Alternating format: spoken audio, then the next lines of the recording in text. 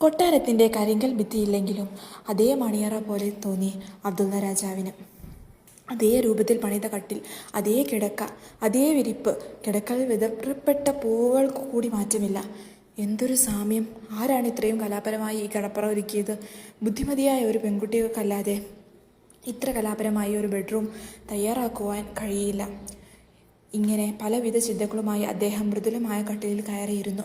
അന്ന് തൻ്റെ മണിയറയിലുണ്ടായിരുന്ന അതേ രൂപത്തിലുള്ള കനകവിളക്ക് പ്രകാശം ചൊരിഞ്ഞു. മേശപ്പുറത്ത് തയ്യാറാക്കി വെച്ചിരിക്കുന്നത് പോലെ ഒരു സ്വർണ്ണ ചഷകത്തിൽ മധുര പലഹാരങ്ങൾ തയ്യാറാക്കി വെച്ചിരിക്കുന്നു. ഇതെന്ത് പരീക്ഷണമാണ് റബ്ബേ! തൻ്റെ മനസ്സിൻ്റെ സമനില തെറ്റുന്നല്ലോ. ഞാനീ കാണുന്നത് സ്വപ്നമോ യാഥാർത്ഥ്യമോ? അബ്ദുള്ള രാജാവ് തൻ്റെ ശരീരത്തിൽ ഒന്ന് നുള്ളി നോക്കി. വേദനിക്കുന്നുണ്ട്. അപ്പോൾ സ്വപ്നമല്ല.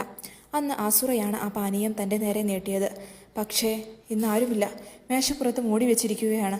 തൻ്റെ ആസുറ ബിവി ഇപ്പോൾ വരും. തനിക്ക് ചഷകം എടുത്തു തരും. എല്ലാം ആലോചിച്ച് ഒരു തരം വിഭ്രാന്തിയിൽ അയാൾ കുറേ നേരം അങ്ങനെ ഇരുന്നു പോയി. ഇല്ല, ആരും വരില്ല.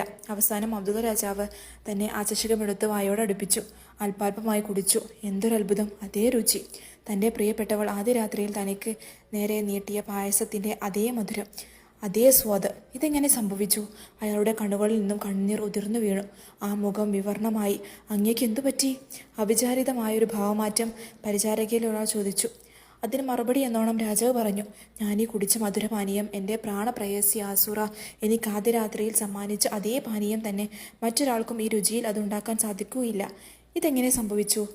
ഒരു രൂപവുമില്ലാതെ എൻ്റെ കണ്ണുകൾ നിറഞ്ഞു പോയതാണ്. അബ്ദുള്ളയുടെ മറുപടി കേട്ട് ഭൃത്യൻ മെഴിച്ചു പോയി. രാജാവ് ചിന്തയോട് ലയിച്ചു ചേർന്നു. ഒരുപാട് സമയം കഴിച്ചുകൂട്ടി. ഒരു പോള കണ്ണെടുക്കാൻ അദ്ദേഹത്തിന് സാധിച്ചില്ല. നേരം പുലർന്നു.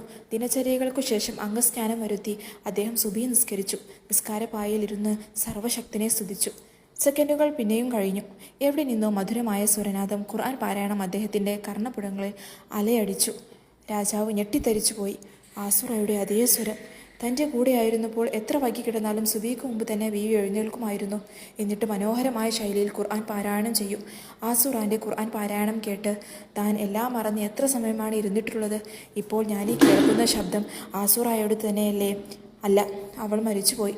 നിഷ്ഠൂരന്മാർ അവളെ കൊലപ്പെടുത്തി കൊടുത്തു. പിന്നെ ഞാനീ കേൾക്കുന്നത് ആരുടെ ശബ്ദമാണ്? അദ്ദേഹം പരിചാരകയിലെ ഒരാളെ വിളിച്ചു. ആ ഖുർആൻ പാരായണം ചെയ്യുന്നത് ആരാണെന്ന് അന്വേഷിച്ചു. അത് രാജകുമാരിയുടെ ഭർത്താവ് ഹക്കീമിൻ്റെ ഖുർആൻ പാരായണമാണ്. ഭൃത്യൻ്റെ മറുപടി അബ്ദുള്ളയെ അത്ഭുതപ്പെടുത്തി. തൻ്റെ ആസുറയുടെ അതേ ശബ്ദമാണല്ലോ ഹക്കീമിന്. ഈ ബംഗ്ലാവിൽ വന്നത് മുതൽ എൻ്റെ ആസുറയെക്കുറിച്ചുള്ള ചിന്തകൾ നിറഞ്ഞു നിൽക്കുകയാണ്. ഇതെന്തൊരു പരീക്ഷണമാണ് റഹ്മാനെ! അയാൾ അള്ളാഹുവിനെ വിളിച്ച് പ്രാർത്ഥിച്ചു.